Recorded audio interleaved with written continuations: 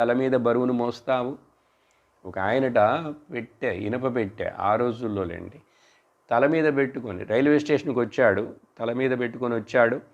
తర్వాత చేతిలోకి తీసుకున్నాడు, లేక చేతిలో కూడా తెలియదు, తల మీద పెట్టుకొని ఎక్కుతుంటారు. రైలు ఎక్కాడు.